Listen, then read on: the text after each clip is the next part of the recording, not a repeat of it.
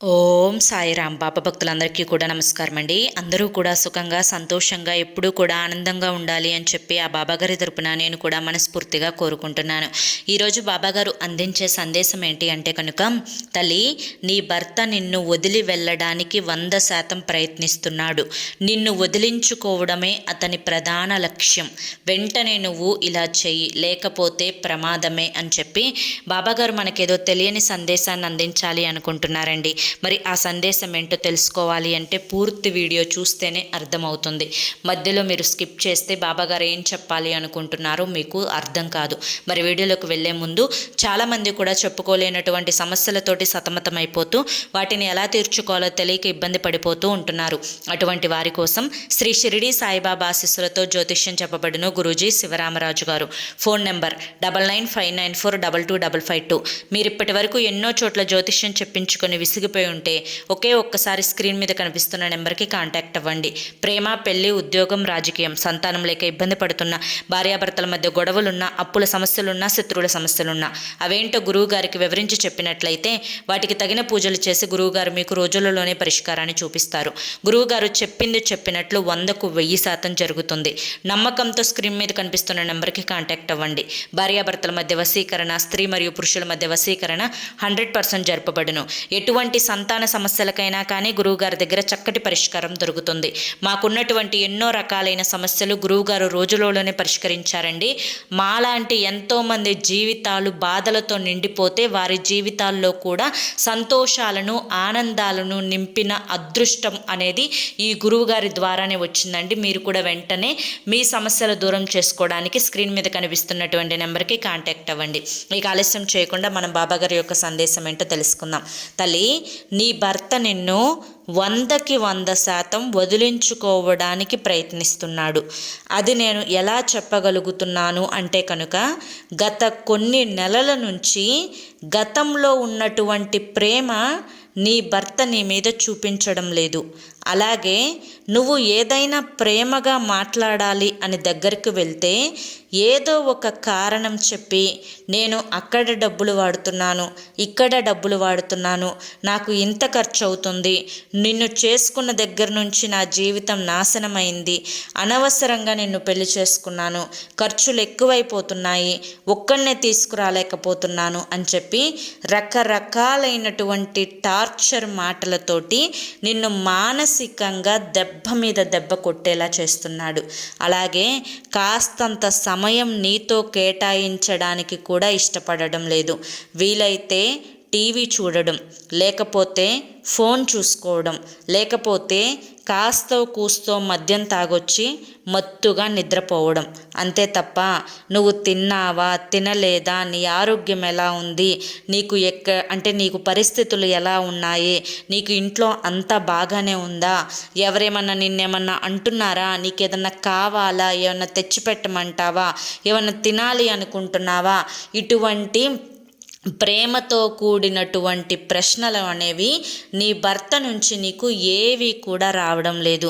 నువ్వే అన్నింటినీ సర్దుకుపోయి భరిస్తూ ఒక్కొక్కటిగా ఇక పరిస్థితులకి అలవాటు పడిపోతూ నిజంగానే పిల్లలు పెద్దోళ్ళు అవుతున్నారు, ఖర్చులు ఎక్కువైపోతున్నాయి, తను ఎంతో ఇబ్బంది పడి డబ్బులు తీసుకువస్తున్నాడు అని చెప్పి నువ్వు కూడా ఆ మాటల్లో పడిపోయి చాలా వరకు కూడా నిన్ను నువ్వు తక్కువ చేసుకొని నువ్వు సర్దుకునే ప్రయత్నం చేస్తున్నావు.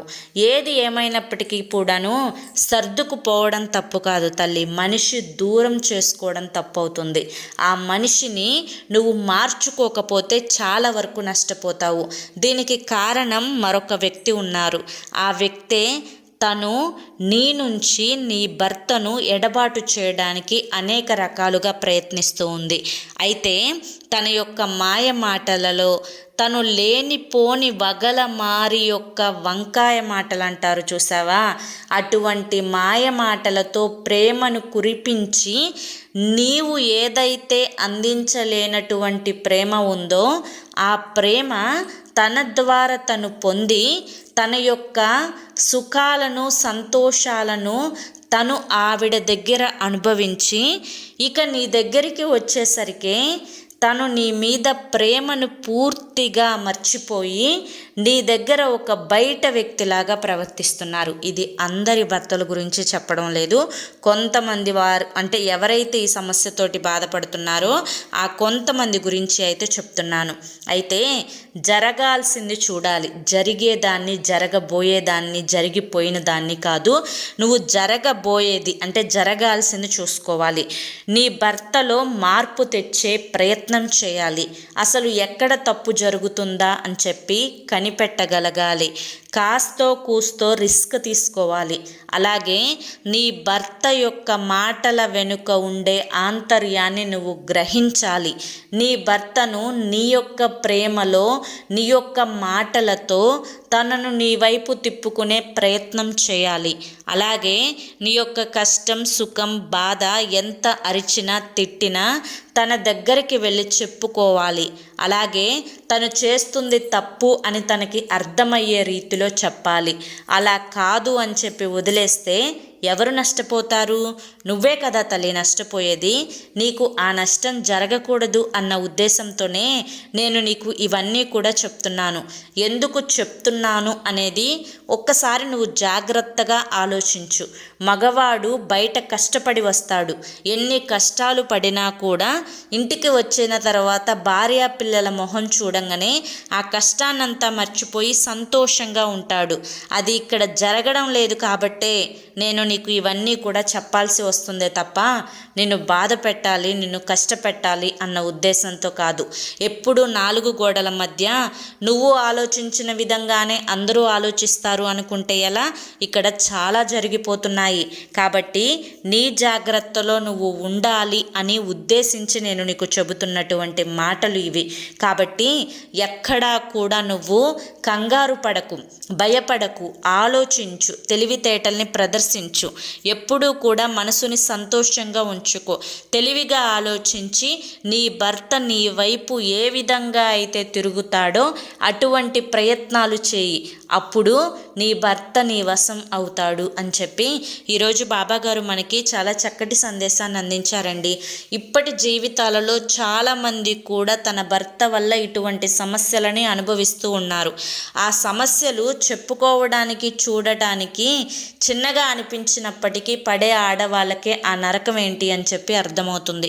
కాబట్టి ఆ సమస్యల నుంచి బయటపడాలి అన్న ఉద్దేశంతో బాబాగారు ఏ విధంగా మన భర్తల దగ్గర ప్రవర్తించాలి అనేది చెప్పకనే చెప్పారు. మీరు పూర్తిగా లోతుగా వెళ్ళి అర్థం చేసుకుంటే పూర్తిగా తెలుస్తుంది.